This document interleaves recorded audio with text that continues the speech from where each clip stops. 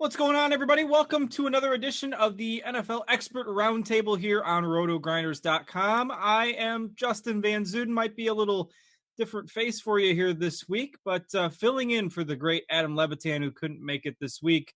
I will try to be about half as good as he usually is, and if that's the case, I'll consider it a success. Of course, many of you might know me from other articles and videos here on RotoGrinders, daily fantasy handles STLCardinals84, and happy to be filling in and talking some NFL with you on a Friday evening. And for the first time on a live show, I am with the great JMToWin. Sir, nice to do a show with you finally, and we've got a rather strange slate, I guess I'll say, in front of us here this week. Yeah, we're 3 years into both being on the same site. First off, I'd like to say I'm pretty sure Levitan could have made it. He's just too busy partying in Miami. So there's that. Also, quick story for any viewers, listeners.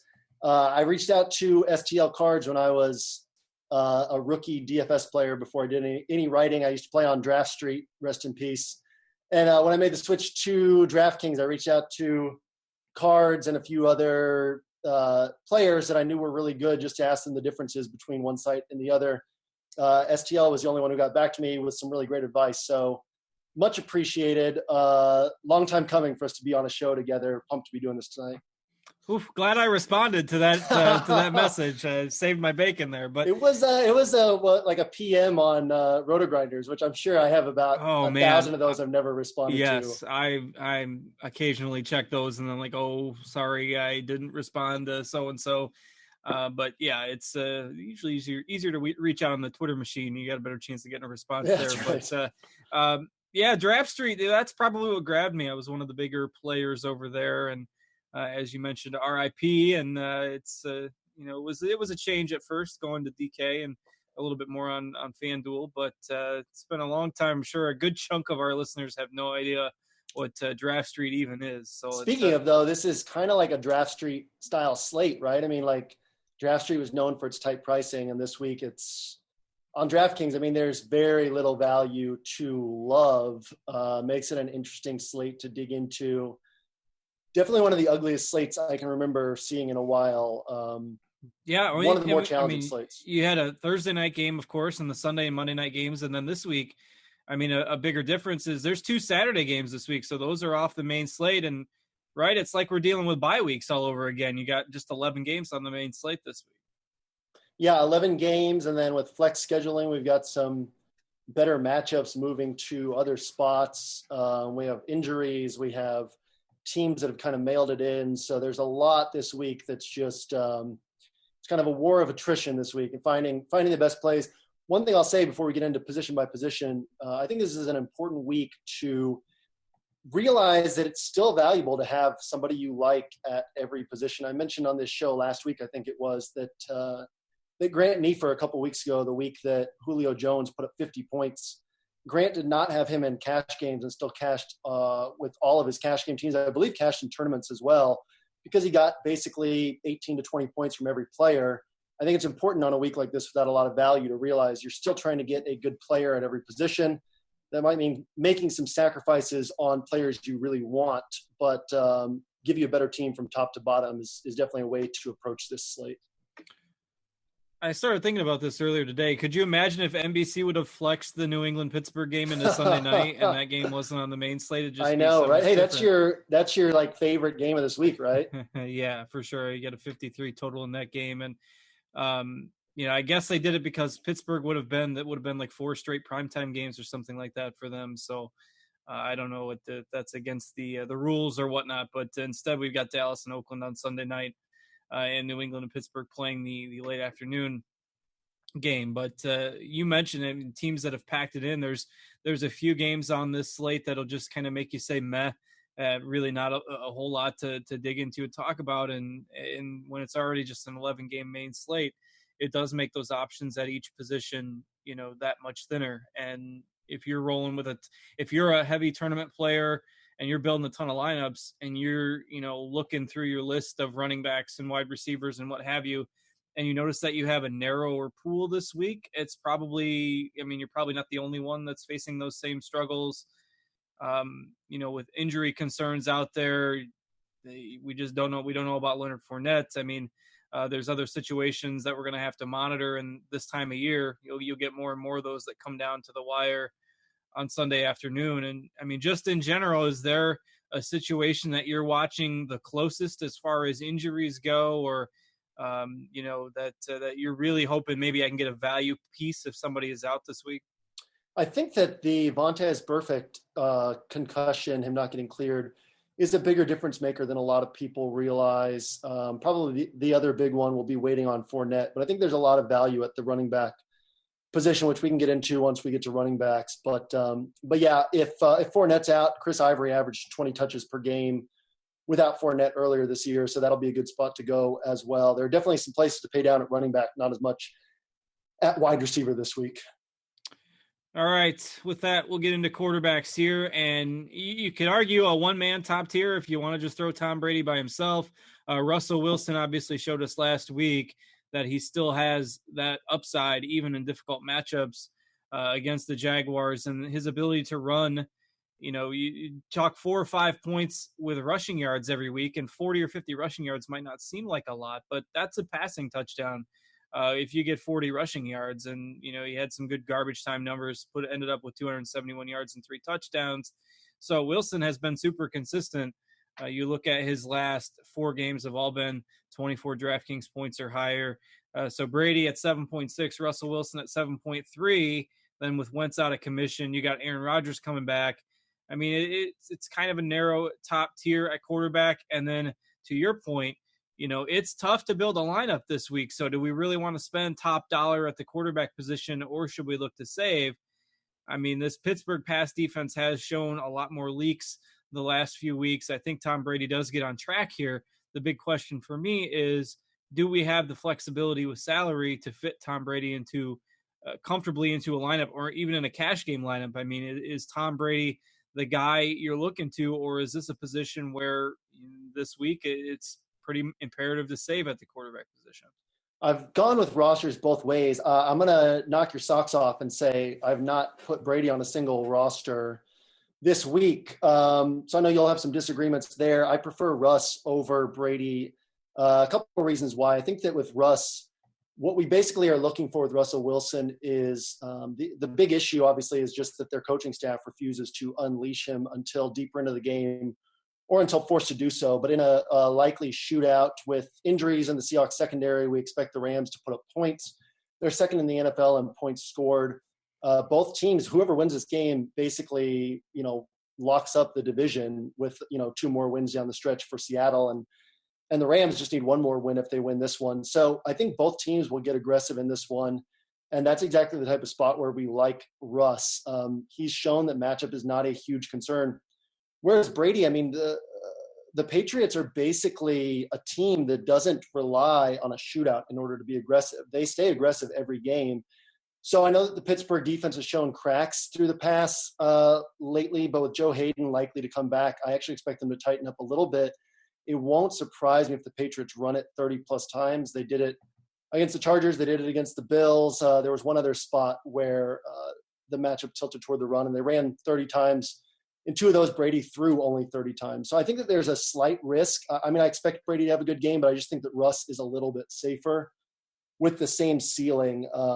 And then right below that, in tournaments, I love Aaron Rodgers. I'm not willing to go there in cash with Rust, and just with how cautious this Packers team is with injuries. I mean, I think we could see them call a pretty conservative game. And then obviously Roethlisberger right below that is also a strong play. The one concern with Roethlisberger and with this game as a whole is that the Steelers, I think, are 25th in red zone offense, and Patriots are 7th in red zone defense. Patriots are top 5 in fewest points allowed this year, in spite of being 29th in yards. And this is years that they've been like this. They allow a ton of yards and then tighten up near the end zone. So I think we could see, yards are going to be there for Antonio Brown, for Le'Veon Bell, for Roethlisberger. Roethlisberger's topped 300 yards his last 2 games against the Patriots, but only 1 touchdown in each. So we could see something like that. We could see something like a 21-24 score, 21-28 score. Wouldn't shock me in this spot. So I think I'm a little more cautious about that game than probably others are. Obviously, I still like it quite a bit. Yeah, I think a lot of people are just taking the approach to jam in what they can from that game. And I mean, Roethlisberger, you certainly can't argue with the recent form. If you would have told me, even without Jimmy Smith, if you would have told me that he was going to throw for 500 yards against the Ravens, I would have laughed at you. But alas, 506 yards for Roethlisberger last week. And, part of it has been that pass defense showing cracks, like I mentioned, and Hayden certainly would be a welcome return for them. The last 4 weeks, they've allowed 8.2 yards per attempt and 278 passing yards per game, and they've faced Marcus Mariota, Brett Hundley, Andy Dalton, and Joe Flacco in those 4 games. So they better tighten that up if they want to contain Mr. Brady. But as we've seen, the Patriots the last few weeks, they've hit the skids a little bit offensively. And in cash games, I can definitely see the argument with going with Russell Wilson with that safe floor, as you mentioned. And that gets us kind of into the mid-range of quarterbacks where there are a ton of names. Drew Brees, very polarizing discussion around him this week. I think I'm off just because we've seen New Orleans take that ground and pound approach so much this year. Alvin Kamara is going to play this week, and the Saints are massive home favorites over the Jets. I don't think the Jets can keep that game close. And, if you think the Jets can keep the game close, maybe it's a different discussion. I don't see it staying close, and it would surprise me if we get, 35 pass attempts from Drew Brees in this game. I just don't see it. Garoppolo is the guy that kind of grabs my attention the most in this game. I've been very impressed with what I've seen from him. The Titans are a weaker defense against the pass, and, I mean, this is just a different San Francisco offense right now. Tennessee's a playoff team right now, and the 49ers are favored in this game. This is a team that was 1-10 a couple weeks ago. So Garoppolo at 6.3, some people might scoff at that price point, but I'll happily play him, especially in tournaments this week. So he's my favorite guy in the mid-range, that 6K area. How about yourself? Yeah, I agree with you completely on Breeze. This is a team that until they face, let's see who it was the last few weeks, Atlanta, Carolina, the Rams, Washington, teams that could put up points against them. Until then, Breeze had been held to about 30 pass attempts per game. This is a run-first offense. I mean, you look at Breeze's game logs, you're really just holding on to the past if you're just expecting him to smash in the spot. Obviously, he should post a good game. The matchup is good. But, with the Saints as 16-point favorites, we expect them to be running the ball throughout the second half. And with Bryce Petty under center on the other side, there's a low likelihood that this game stays close. I agree with you on Garoppolo. I think that Garoppolo to Marquise Goodwin is one of my favorite tournament stacks. I used Marquise Goodwin in cash games last week over Sterling Shepard. I just really like him a lot with Garoppolo under center. And I think Cam Newton, I mean, it's like, let's not try to predict what Cam will do. Matchup has not mattered for Cam. He's done great in some really tough matchups. He's done horribly in some really good matchups.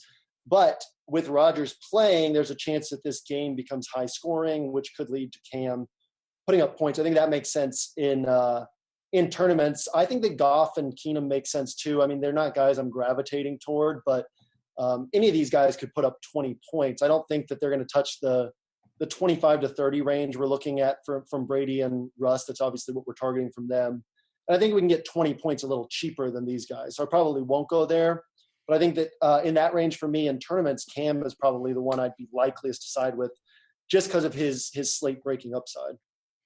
Yeah, for sure. And against the Packers, I mean, this is a defense that has been ravaged by injuries in the secondary over the last month or so, and it wouldn't surprise me to see a ceiling game from Newton as well. Below that, you're kind of in the value range, 6K, below 6K. A few options in here that I think are interesting. I'll give you first crack at this, though. Who are you looking at on the value side? I like Blake Bortles quite a bit. People get concerned about volume with Bortles. I mean, the Jags are 32nd in passing play percentage, so they run more frequently than any other team in football. But they also run, I believe, they're first or second or third in plays per game. I mean, their defense is so good that they constantly have the ball, and they throw the ball even when they're way ahead. They're basically preparing for the playoffs. They run their offense all game long, so Bortles is going to get his 30 pass attempts. I like Bortles quite a bit. I believe it's 18-plus points in 6 of his last 8 games.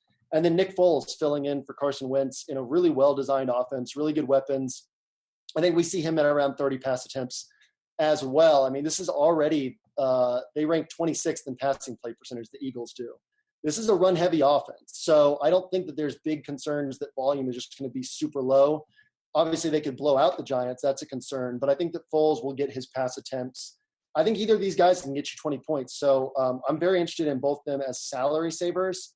And I think that if I'm going up from them, Russ is the one I'm trying to get to because he's the guy I think could get you the 30-plus that you probably can't get from Bortles and Foles.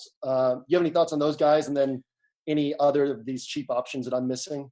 Yeah, I think the interesting way to kind of break down Foles is how good is Carson Wentz versus how much of this is just the Eagles' offensive system being so successful. Like if you put Carson Wentz on the Ravens, how good would he be?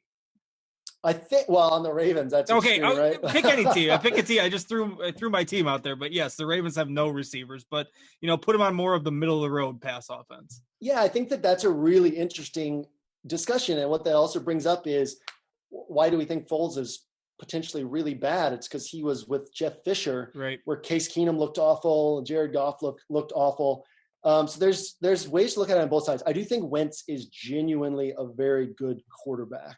But I also think that this system is genuinely very good. And, it's tough to separate coaching from quarterback play. What do you get if you put Brady on the Ravens Baltimore. or, one of these teams? Like Brady's still Brady, but, he's going to be a top 10 quarterback instead of the number 1, number 2 quarterback in the league. Maybe a top 5 quarterback, but you got to build something with a team like that. I think that Foles can step in and do pretty well. I mean, it won't surprise me, I guess, if he completely bombs, but I'm looking at, 17 to 20 points from him this week. Yeah, and then, you put him in the matchup as well. You got a Giants team that's given up on the season. Janoris Jenkins is on IR. Landon Collins, Pro Football Focus has Landon Collins as the number 6 safety this year, and he's doubtful for this week, so he's probably not going to be out there. So you're taking away basically the only 2 pieces that the Giants have in the secondary, and there's not a whole lot of talent left there. So I think Foles at 5.5K on DraftKings. Some people have made the argument that that's a little bit overpriced, considering you've still got guys like Gabbert and Kaiser at the 5K mark. But 5,500 is reasonable enough for me in this matchup with that offense. So Foles is the guy that grabs me the most. Rounding it out, any interest? Gabbert was awful last week, and that's one of the games, the Arizona-Washington game, that just kind of makes me go meh this week, so not a ton of interest there. What about Kaiser against that Ravens defense, the Jimmy Smithless Ravens secondary that just gave up 500 passing yards to Roethlisberger last week? I'm a little concerned about, they still have Dean Pease designing this defense, calling the plays. They still have Terrell Suggs. They still have a good defense. So I'm a little more on Josh Gordon than on Kaiser. But I don't hate it in tournaments. I think it's just like if we're talking high percentage plays, I don't think it's particularly likely to hit. But obviously Kaiser with his legs still has upside to touch 25 points in this spot. Yeah, had a pretty good fantasy outing last week, especially in the first half. Derailed in the second half with some mistakes and cost the Browns their first win. And hey, if the Browns would have won that game, we might not have Aaron Rodgers back this week. So that's changed the dynamic of this week's slate in and of itself. Anybody else at quarterback that remotely catches your eye or that you want to throw out there? I think we've covered most of mine. That's the guys that I'm looking at as the ones we've talked about. All right, let's pivot on over to running back, where I think Le'Veon Bell deserves his own discussion here. And, he's 9.3K on DraftKings. Hard to fit in a lineup with the salary structure this week. And I've heard arguments that you have to play either Bell or Brown. You can't fade both of them. It's a really tough decision in cash games because you just throw Le'Veon Bell onto your rosters before you've put anybody else on there, and you're down to basically 5K on average per player. And it goes to kind of what you were hinting at the beginning of the show, that you want to try to get a good player at every position. And if you roster a Le'Veon Bell, and especially if you put one other high-priced player on that team, you're probably going to be reaching somewhere. You're going to be looking at a value play that maybe you don't find optimal just because you're trying to jam Le'Veon Bell into those lineups. I think he's fine. I certainly think that the floor remains super safe, but especially as more of a cash game player, I really don't know what I would do with Le'Veon Bell if I was making one cash game lineup this week. Yeah, I think that the popular thing will be you auto lock in Le'Veon Bell and then just move on from there. And that's going to it's going to make people feel like they're making a fish play if they don't play Bell. And I think we're going to see a lot of rosters with Nelson Aguilar, with Mike Davis, with someone like Jesse James, just with a lot of guys who you're hoping for 10 points. We can get to those players too. And if you think those guys can get you 15 to 20, then that changes the discussion. But if you're hoping for 10 points from these other guys to get 25 or 30 from Le'Veon, I do think that there's a strong chance that the optimal roster construction is to go mid-range across the board. And there's mid-range guys, because everyone's just auto-locking in Bell, there's mid-range guys that are kind of going overlooked in the discussion. Latavius Murray, Robert Woods, D.D. Westbrook, some of these guys who are in really great spots with really great volume. And so I think that it's a tough week. There's a strong discussion to be made that you could actually just go 5K to 6,500 across the board and give yourself a higher total ceiling than you get with Bell. But it's going to depend on what these popular cheap options do. I think if Nelson Aguilar ends up being popular and puts up 15 to 20 points, then Bell ends up being the right play. I don't think that it's not an auto lock for me. Obviously, Bell is the best individual play at running back, but I'm perfectly comfortable playing around with things. I don't know where I'm going to go yet, but I'm playing around with things and definitely staying open to the idea of just going mid-tier across the board. Well, we'll circle back to the mid-tier in a second, but let's say if people are trying to play Le'Veon Bell and they're trying to maybe pair him with a value or low to mid-range running back, and there's some guys in this range that I think are going to be, say, chalkier. You've got Kenyon Drake, who's still pretty affordable on DraftKings. You've got Alex Collins, who's looked really good for the Ravens the last month, still at 5K, even though Cleveland's been stronger against the run this year. They've been a little leakier lately. Mike Davis, if Seattle finally gets a decent game flow and can give him more carries this week, those three guys are, I guess, in my opinion, the chalkier of the low to mid-range running backs. And those would be the backs that I think a lot of people will pair with Le'Veon Bell. But you could, I wouldn't have a problem locking in a lineup with Drake and Collins on a point per dollar basis with those kind of three guys. Drake at 5.8K, Collins at 5K, Mike Davis at 4K. Is there a clear winner out of that group for you? Yeah, I think Drake is the set and forget option of the week across all pricing, across all positions. You talk about a guy taking on the worst run defense in football. He's been getting 25 touches a game. He gets catches. This is basically, there's Todd Gurley and Le'Veon Bell are the only guys who get a larger workload than Drake has gotten the last couple of weeks. Damian Williams is doubtful. So I think we can expect that to continue in the best possible matchup. So Drake honestly should be priced at about 7,400 given what he's done, what the matchup is, what his expected workload is. I'll throw another guy into the mix with Latavius Murray, and I'll put him after Drake, and I'll make my case for him right now. The Bengals have faced the most rush attempts in the NFL. They've allowed the third most rushing yards. They have allowed the most opponent plays per game in the NFL. They're big underdogs. They are going to be missing Burfict, who is their best defensive player. The Vikings are going to be without Kyle Rudolph, and Jerick McKinnon is dealing with a shoulder issue. So I think that this sets up really well for Latavius, who's been getting 2 targets per game the last 4 games. Sets up really well for 20 carries and maybe even something like, what Frank Gore got last week, pushing 30 carries. I mean, if the Vikings have a huge lead and McKinnon's shoulder is an issue, we could just see them feed the ball to Murray to close out this entire game. He's 7th in the NFL in carries inside the 5-yard line, even though he was glued to the bench at the start of the season. So I love Latavius Murray in this spot.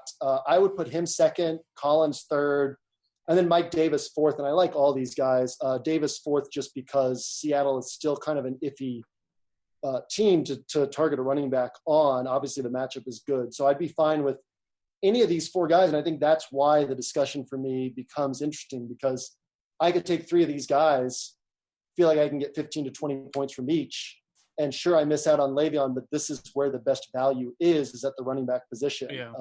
Whereas if you're targeting value at wide receiver, tight end, you're taking guys that you hope get 10 to 15 points. It's a totally different ballgame there. Yeah. So, I mean, do these other guys go? So this brings us back to kind of the mid to high end range. Is everybody avoiding the Saints running backs this week? Is everybody avoiding Todd Gurley against Seattle? I mean, these are guys that will probably go under-owned because of the reasons that we just talked about. And I'll admit it, I largely missed the boat on the Saints running backs this year. That was a whiff from me, and they've sustained the production pretty much all year long. Kamara last week notwithstanding because he got hurt. Ingram had one bad game a couple weeks ago. But you've got a game this week. We talked about it with Breeze, where the Saints are 16-point favorites. So you could very easily see both of these guys get 15 touches in this game. McCoy, again, not going to be a priority play for a lot of people, and I probably won't play a lot of these guys either. But if you're looking for a lower-owned tournament play or you're fading Le'Veon Bell, do you do anything with kind of these high 6, 7, and 8K running backs? I think in tournaments, you can definitely make a case. Kamara could outscore Bell. McCoy could outscore Bell. Gurley could outscore Bell. Ingram is probably the iffiest of the bunch just because his pass game work has been more sporadic. But obviously he could outscore Bell as well. I think you can make a strong case first off, you make a strong case that Bell is the best on paper play out of these guys. But if we bring in game theory and taking the cheaper guys who are far lower owned and could easily outscore Bell, I think you can definitely make a case for any of these guys. I think that if we get down to like the Burkheads or the Jamal Williamses, like those are guys that I'm not as interested in because they're in that kind of tweener stage between Kenyon Drake and this other great value and then these great high-priced guys. But these high-priced guys, I'm with you. I probably won't end up going there just because I don't think it's the optimal roster construction, but they are all very strong plays. I do think it's interesting if the Saints happen to get out to a big lead, if there is a chance that they might take it easy on Kamara coming back from the concussion and give Ingram a little bit more work. I have not read that anywhere. That is just a theory. Again, Ingram at 8.2K is probably a little too steep for me anyway, but I've heard that bantied about a few places, but nothing official. I mean, if that game stays tight, we could see kind of their normal distribution there, and that's just a theory in my head. But all these guys are probably going to be relatively low owned. And Jamal Williams, interesting discussion. I don't think he necessarily hurts from Rodgers being back. I mean, could open up a few more lanes with that passing offense carrying a little bit more life. But at 6.5K, I'll probably leave him this week and go with the guys that we've already talked about. So any other running backs that you've got? One of the most, from what I've been hearing, one of the guys who's likely to be really popular, especially in higher dollar tournaments, is Samaje Perine. Do you have any thoughts on him this week? It's interesting because, and I was talking to Eric Crane about this earlier, that, with Washington, they lost Rob Kelly, and then they lost Chris Thompson, and then they lost Byron Marshall. There's basically not a whole lot of guys left. And I'm not sold on the fact that Perine is 100% healthy at this point. I mean, he's not 100% healthy, but how healthy is he? He's basically the last man left standing there. I don't love this game. Like, if Arizona and Washington, if you said, I've got to pick out one guy that I have to take from this game, it's probably Larry Fitzgerald, but it's just you've got two teams that are kind of playing out the string, low 40s total in this game. I just don't love it. Now, this is probably the game that'll end up turning into a shootout, and then I'll have egg on my face. But I understand the logic behind it because of the likely workload. I'm just concerned about how healthy is he at this point in the season, and what can we expect offensively in this game. I just get the feeling that this game kind of might be a slog, and I'll probably be underweight on Perine, but I do understand the reasoning behind it. Yeah, I'm with you. I mean, Arizona's a top 5 run defense in terms of yards allowed. And the workload's nice, but there's other guys getting that type of workload. I mean, obviously Kenyon Drake. I don't think that people are fading Kenyon Drake to use Perine, but maybe people going with Perine, Drake, and Bell. I think I would slightly prefer Latavius Murray over, all these guys we talked about, slightly prefer Murray, slightly prefer Collins, slightly prefer Mike Davis.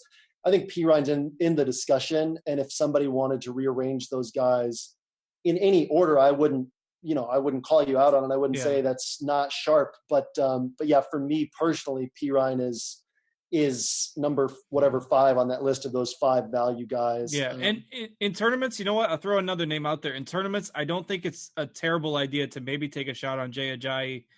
His snaps have kind of been trending upward the last 3 or 4 weeks. Still hasn't played on more than half the snaps. So there is plenty of risk here. But if you buy the fact that the Eagles might give him a few more looks with the quarterback change because of Wentz's injury, it's a great matchup against the Giants. There's tons of risk. Don't get me wrong. And there's all these other guys we've talked about are certainly your safer plays in cash games. But I could see Ajayi having his best game as a member of the Eagles this week. I like that call a lot in tournaments for sure.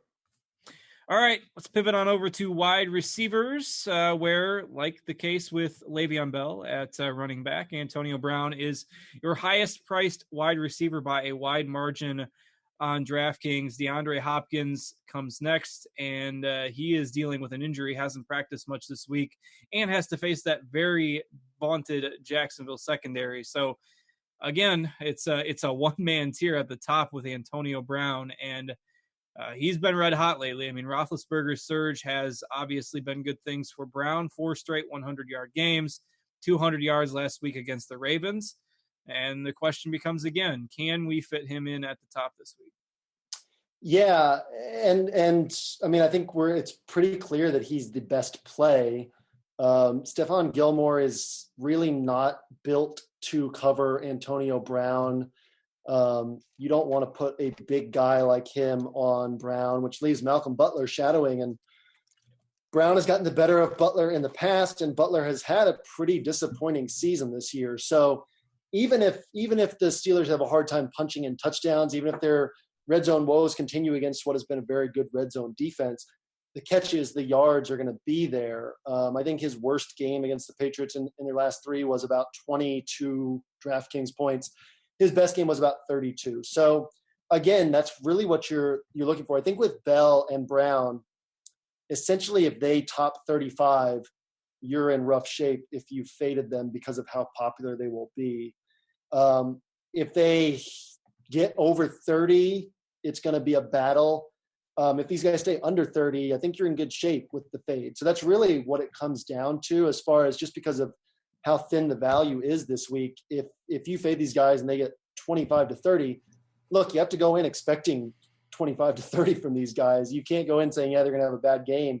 But just when you look at the slate as a whole, it might make more sense to skip over Antonio Brown. And yeah, so I think that's really what it comes down to is pricing. I don't think there's any reason to expect a disappointing game from him this week. I totally agree. I mean, nothing much else to add with that. He's been just amazing lately, getting tons of targets on a weekly basis. You've got the salary to do it, and maybe the roster construction favors Brown over Bell just because the wide receiver spots are maybe a little bit harder to fill with value guys this week. I can see that approach as well. And then we've got a pretty bunched middle tier after this. You've got Thielen, Michael Thomas, concerns about Thomas's workload with the Saints potentially taking a run-heavy approach this week. You've got Cooks from this game. Kind of a jumbled up mess of guys in here that this might be the area that makes or breaks rosters this week.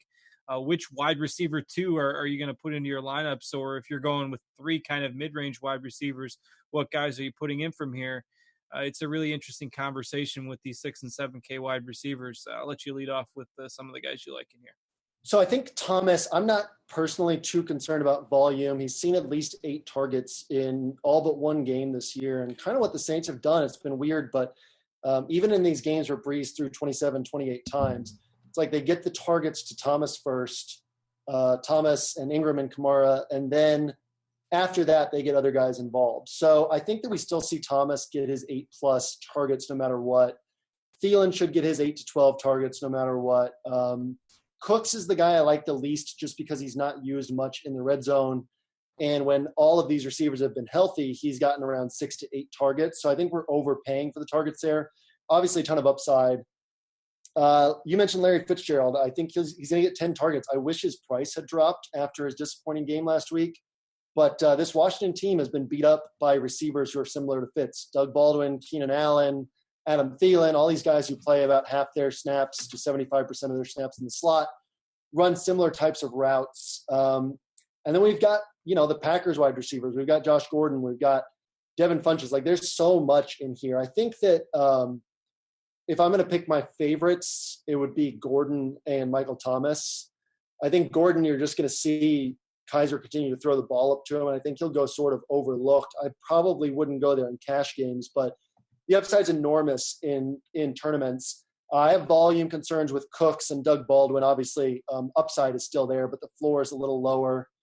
And then obviously with the Packers receivers, you're guessing, that Rodgers is going to look like himself. So I think that's a tournament play, a strong tournament play, but you have to consider the floor to be a little bit lower on those guys as well. Yeah, the first thing I did when I opened up the slate this week was look at Jordy Nelson's price. I was really curious to see what the sites would do with Jordy Nelson after he all but disappeared while Aaron Rodgers was out. And I don't hate the fact that he's 6.3K on DraftKings, because if Jordy Nelson was still 4.5K, Jordy Nelson's a free square this week. Everyone's playing Jordy Nelson with the lack of value. And, he's 50, 60% owned. At 6.3K, everyone's really going to have to think about whether they want to roster Jordy Nelson. And Devontae Adams at 6.8K, that price doesn't surprise me since Adams was basically the guy with Hundley under center. But Nelson at 6.3, I think it's really interesting to see where people will go with him. I could see his ownership being 5%. I could see it being 15 or 20%. I think Jordy Nelson's a real wild card this week based on what people expect from Aaron Rodgers. So in tournaments, I don't mind the play. I don't think at that price I would play him in cash games, but I do understand the logic. And I think we both like Fitzgerald a good bit. And his down game last week was not Larry Fitzgerald's fault. Gabbert was terrible last week. He overthrew him on a wide open play that should have been a touchdown. I mean, that's Gabbert sometimes. It happens. But I think at 6.9K with you, that I wish his price would have come down a little bit, but he's definitely the safe play in that grouping for me. A lot of people will go to Cooks just because they want to get exposure to that game. Josh Gordon, another guy that you mentioned, I think is intriguing. Was arguing about this with some people too, that were sure his ownership was going to be under 10% this week. I took the over on 10%, and I tried to use the RotoGrinders projected ownership to break the tie, and we have him at exactly 10%. So I guess Josh Gordon's going to come in somewhere around 10% this week. But that Baltimore secondary, I mean, without Jimmy Smith, they're going to give up some big plays. They don't have anybody to match the athleticism of Gordon. And even if you don't trust Kaiser to put up a big game, I mean, I think the odds are pretty high that Gordon at least breaks a big play in this one. Yeah, I think that's a good call on that one. And then on the Fitzgerald thing, for anybody who's concerned about, last week, I ended up using the Titans defense and realizing it was late Saturday night. Just if you look at their game logs, what they've done against bad quarterbacks compared to good quarterbacks, they've done great against bad quarterbacks or inexperienced quarterbacks. And when you think about the Dick LeBeau as their defensive coordinator, that makes a lot of sense. The Titans don't need a ton of talent to confuse a bad quarterback. And that's what happened with Gabbert last week. With Garoppolo under center, I mean, I'm switching to a different game now. But with Gabbert no longer facing Dick LeBeau and a Dick LeBeau defense, I think that we should see him get back on track this week. And again, the slot is where you attack Washington. So should be a good week for Fitzgerald.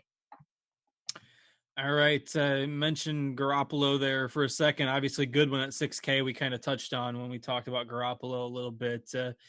Just super impressive with the way that they've used him for a larger, different types of routes. He's not just a go route guy anymore.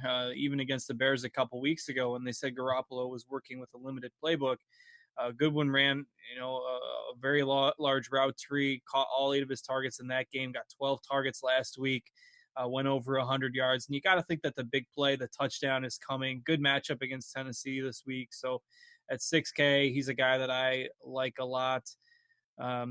If we look at guys that are probably going to be popular this week, Jarvis Landry on DraftKings always tends to get some attention in the mid-range there. D.D. Westbrook has his share of truthers, and I'll let you talk a little bit about what you think on the Jaguars guys since you are on Bortles a little bit this week. But there's not a ton of value to be found at wide receiver. So when you get into these 5K guys, I mean, this is kind of where it starts to really dwindle. So if you're looking for maybe a third wide receiver and a flex play from this group, I mean, maybe you take two guys from this 5K range. It gets pretty thin pretty quick. Yeah, I'm going to dig in tonight and just see if I can find anything I love cheaper to break open this slate for me. But as of right now, there's nothing below 5K that I feel safe with. And so these guys kind of become the value receivers in this range. I think, Marquise Lee, like I said, I'm not concerned about volume for Bortles. He's going to throw 30 times. Lee, and when he wasn't being covered by Patrick Peterson, if we take out that game, he's averaged 9.6 targets per game across his last 5. D.D. Westbrook has averaged 9 targets per game across his last 3. These guys are getting looks. You're, talking about paying $7K or close to $7K for 6 to 8 targets from Brandon Cooks or for 6 or 7 targets from Devin Funchess, which is where he's been the last month and a half, when you can get 9 targets for D.D. Westbrook or 9 targets for Marquise Lee. So I think these guys make a lot of sense. Nobody believes in Robert Woods. I don't get it. I had him in cash games the week that he went for 40 points and he was 2% owned in cash games. I mean, this is Sean McVay. This is Sean McVay using Robert Woods in that Pierre Garçon role. He's going to get his 8 to 10 targets. He had a shoulder injury that wouldn't have affected his ability to stay in shape. So in this game that I think is going to shoot out, I think Robert Woods is a really sneaky play that really should be chalk, but because people are still hanging on to their thoughts about Robert Woods from the past, no one's really on him. 5,700, I think we see 8 to 10 targets. So that's another thing about the idea of going mid-range. It's not just that it works out well this way. It's that there's a lot of plays that I like in this range. I think those Jaguars receivers and Woods are the guys who jump out to me the most, but you can make, and again, most viewers know I'm a volume for sucker for volume. So, these guys are going to get 8+ targets in this cheap range. I love that. So if that's not the way you look at things, that's fine. But Jarvis Landry, another one you mentioned, should get 10+ targets. He's third in the NFL in targets per game. So just a lot to like down here from a volume standpoint that you're not getting from those higher priced guys. If Patrick Peterson's going to shadow Doxson this week, any interest in Crowder at 5.6K? Yeah, it's weird how few targets he's been getting lately. He has 13 across the last 2 weeks. I'm not concerned about the matchup against Tyrann Mathieu in the slot. If he gets 8 to 10 targets, I think he turns into a great play. I'm a little iffy on the targets being there. I feel safer with these other guys, but I think the Crowder is definitely in the conversation as well. All right, we get below 5K, like you mentioned. There's not a lot of guys down here with Juju Smith-Schuster likely coming back this week after his suspension, although I think he did draw a questionable tag. That kind of takes the shine away from Martavis Bryant. You hit on Aguilar a little bit earlier in the show, just a question of, again, if you're a sucker for volume, he's not really the guy that's going to be getting 15. He's got 23 targets the last 2 games, but that's a bit of an anomaly when you consider his season as a whole. Corey Coleman at 4.4K. If you're looking to fade Josh Gordon, I suppose there's some upside there. But again, none of these guys are particularly safe. The floor is pretty low on basically everyone once you get below 5K. So it's hard to find a cash game play down here. Is there a close your eyes and stomach guy that you're maybe thinking about clicking on?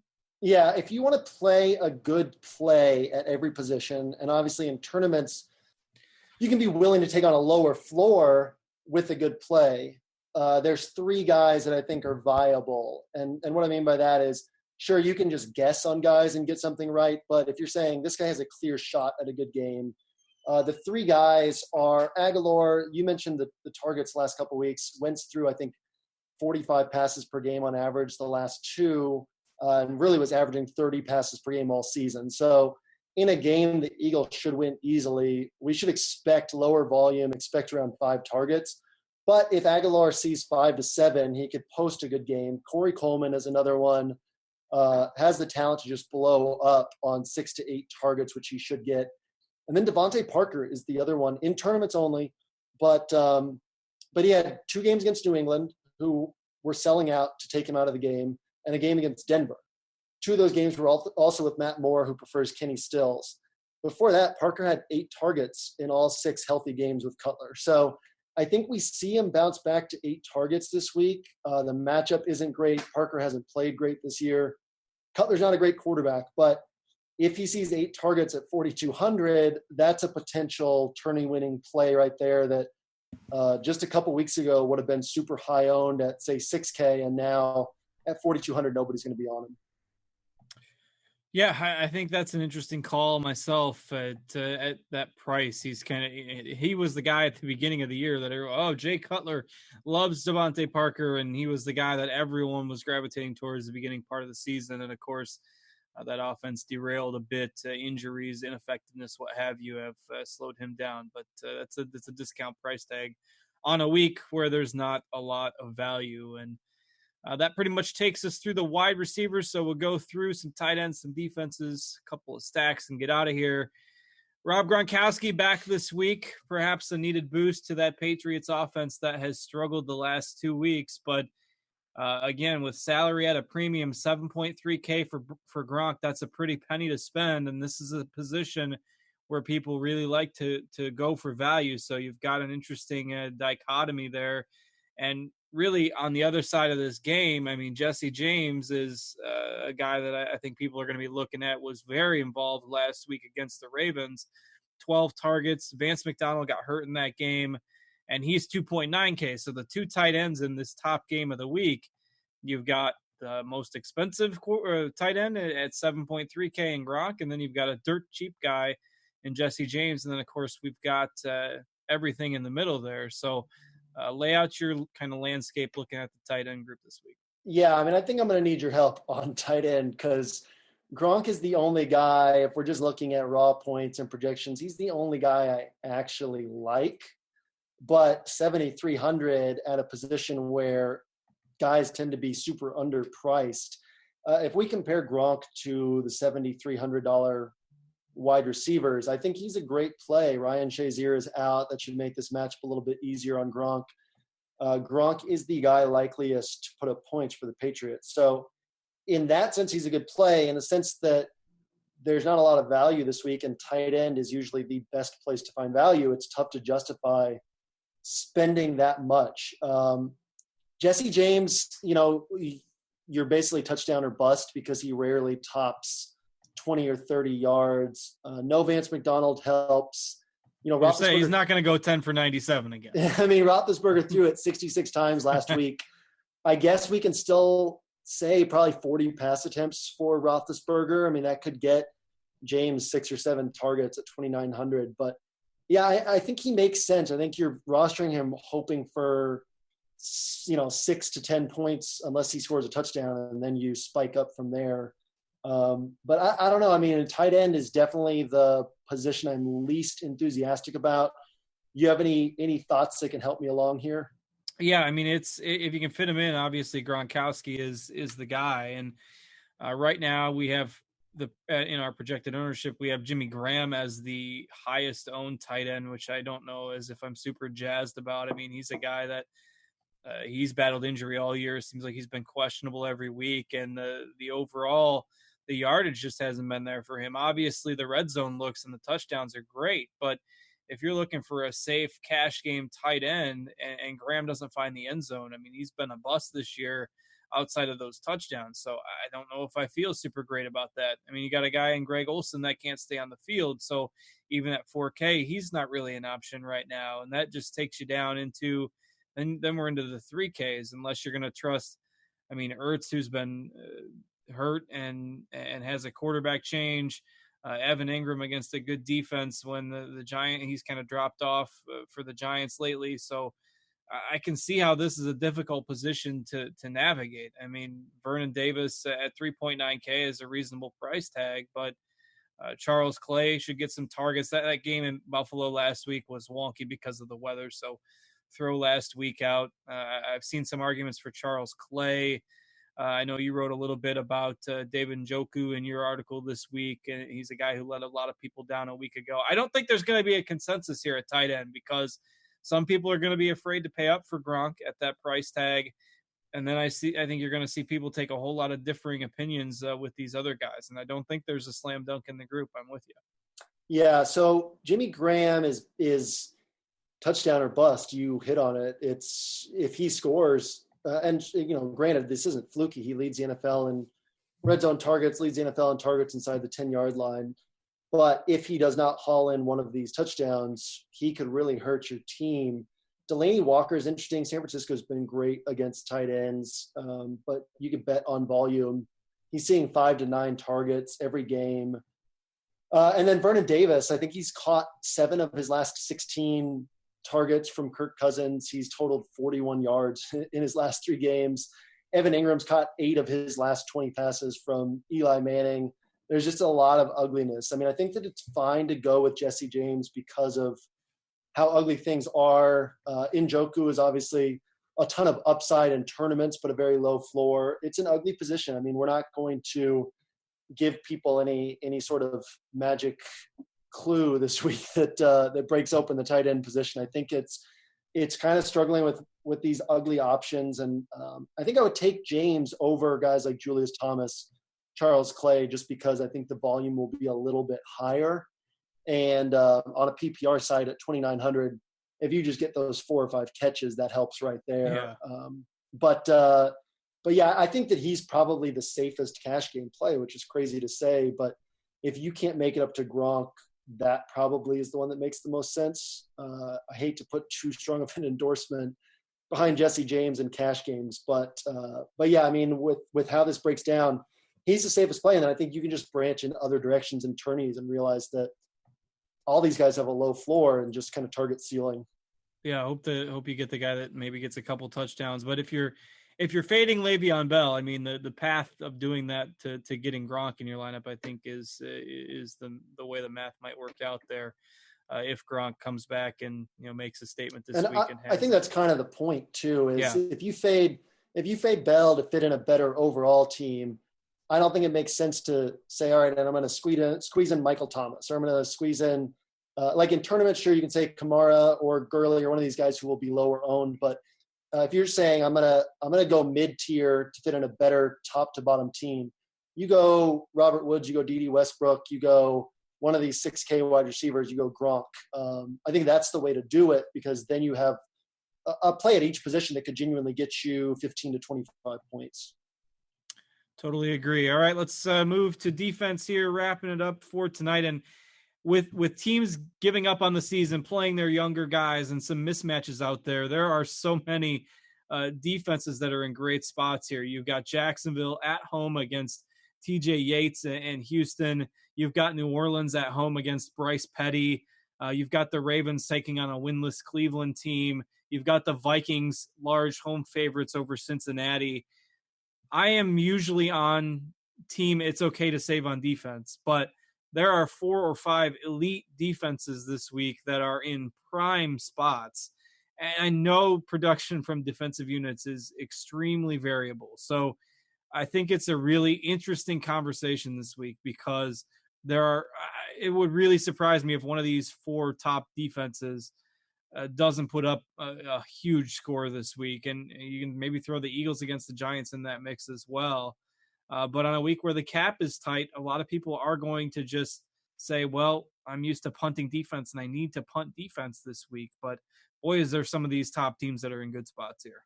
I think that's part of the interesting Le'Veon Bell discussion too, because I've heard a lot of people talking about the Redskins against the Cardinals. I mean, when was the last time that people rostered Washington's defense and felt great about it, got a great score? So if you take, let's say, nobody who rosters Bell, most people who roster Bell won't be able to fit in the Jags, right? Yep. And so you got to consider, all right, Bell, Aguilar, Washington, or, Bell, Woods, or Jarvis Landry, since I guess most people aren't as high on Woods as I am.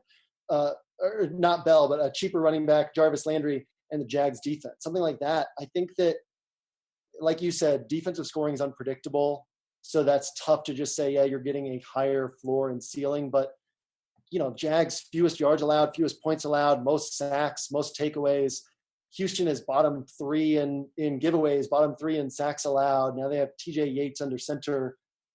If you get 20 points from Jacksonville, that's more than making up for the drop from Le'Veon Bell down to Latavius Murray, or Le'Veon Bell down to Mike Davis, or whoever you like as your number 3 guy in that lower tier, assuming that other people go Bell, Drake, and another cheap running back, and you instead go, Drake, cheap running back. If you get a good score from a 6K wide receiver and get a good score from the Jags defense, you end up outscoring these people who take Washington. I think that the whole slate's going to hinge on what these chalky, cheaper guys do. It's going to be who becomes the chalk for everybody jamming in Bell, and then, how do those guys perform? And I'm saying all of this as if I'm definitely fading Bell. I'm not definitely fading Bell, but I think that's just the core conversation to have on this slate, and how the entire slate breaks down, roster construction breaks down without Bell and with Bell. So I think that it's interesting. You can definitely fit in the Jags with hopefully a floor of 12 points in this spot and upside for 20 to 25. I think it makes sense. It makes for an interesting conversation. What about cheaper defenses? Are there any cheaper defenses that you feel comfortable with this week? Because there's not for me. Yeah, no, not in that 2K range. I mean, I do in tournaments. If you're looking to get some correlation plays, you talked about Latavius Murray a good bit earlier. I think pairing him with the Vikings defense on some tournament rosters is a really interesting way to go this week. The Vikings will get ignored a little bit compared to Jacksonville at the top, New Orleans. Baltimore will get some attention. We've got the Vikings projected lower than those teams in terms of ownership. So I like that play, but they're not cheap at 3.5K either. I mean, you mentioned the Redskins possibly being chalky. It was just a week ago, everyone wanted to still play Blaine Gabbert, and now they turned on him after that performance last week. But yeah, you're basically hoping for a touchdown from one. If you're punting defense, you're hoping for a touchdown. And I don't really see anybody down there that I love this week either. Yeah, like a floor of 4 or 5 points, and then if you get some extra sacks or a touchdown, you're sitting pretty with these cheaper defenses. Well, I mentioned Latavius Murray and the Vikings defense as a possible correlation play this week. We'll touch on a couple stacks here before we get out of here. Who are you looking at to stack up together for some correlations this week? I'll give you a chalky one and a contrarian one. I think contrarian is to stack the Seahawks and Rams game and just go all out, similar to what people did with the Seahawks and Eagles last week. I was sitting with currently winning of 68,000 until the fourth quarter of the Eagles-Rams game last week, and a bunch of people passed me and knocked me down a couple rungs. I think that this is the sort of spot where we could see a similar setup with two teams that need this game for playoff positioning. Back and forth, I think, while everybody else focuses on New England and Pittsburgh, there's a lot of upside to going, throw Russ, throw Robert Woods, throw Todd Gurley, throw another Seattle player on there, and see what sort of upside you can grab. And then for more conventional, I guess I'll go Aaron Rodgers to Devontae Adams. I think that's a really interesting tourney play, or you could go Jordy Nelson. You're relying on touchdowns from these guys, but obviously they can get touchdowns. Jordy had 6 in 5 games earlier this year, and Devontae had 4 in 6 games with Rodgers. So you can definitely get those touchdowns from those guys. I will add one that I know we both like with Jimmy Garoppolo and Marquise Goodwin out there this week. We'll have plenty of exposure to that combination with my tournament roster. So with that, we've navigated our way through the Week 15 slate. I am 100% on time. It's been great. JM, happy to do a show with you here tonight and fill in for Levitan. Hopefully I filled in capably for him. It's always fun, man. Always fun to hang out on Friday night. Fun to have you on the show this week. Hopefully Levitan's resting up from his big loss today in the mile race. Hey, he would have beat me, that's for sure. All right, everybody, we're going to get out of here. For JMToWin, for our producer, Simon Edwards, behind the scenes. Thank you, Simon. I am Justin Van Zuden. Have a great weekend, everybody. Good luck in Week 15, and we will see you later, everybody. Take care.